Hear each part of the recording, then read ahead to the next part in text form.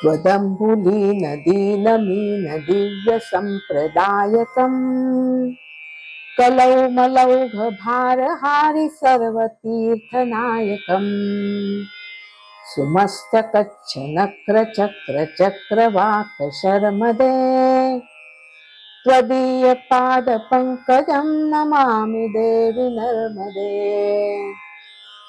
महागभीरनीरपूरपापधूतभूतलम् ध्वनत्समस्तपातकारिदधीतापदाचलम् जगल्लये महाभये भृकुण्डुसूनुहर्म्यदे त्वदीयपादपङ्कजं नमामि देवि नर्मदे।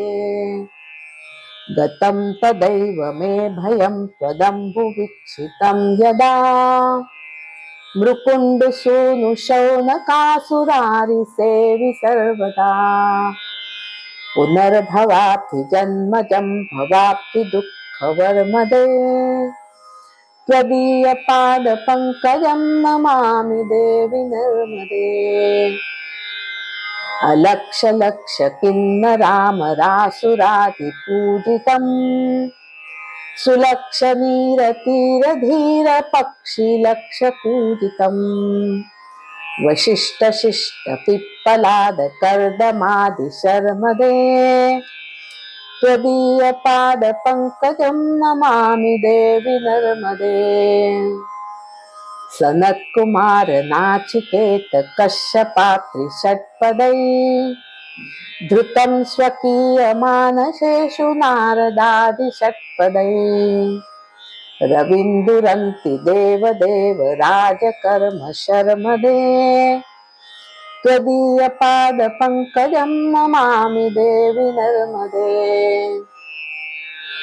अलक्ष्यलक्ष्यलक्ष्यपापलक्ष्यसारसायुधम् ततस्तु जीवजन्तुतन्तुभुक्तिमुक्तिदायकम् विरञ्चि विष्णुशङ्करं स्वकीयधाम वर्मदे त्वदीयपादपङ्कजं नमामि देवि नर्मदे।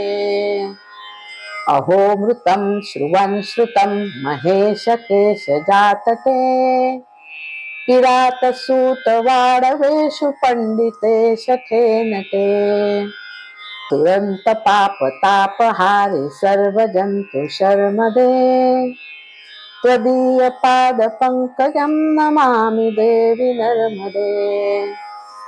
इदं तु नर्मदाष्टकं त्रिकलामेव ये सदा पठन्ति ते निरन्तरं न यान्ति दुर्गतिं कदा।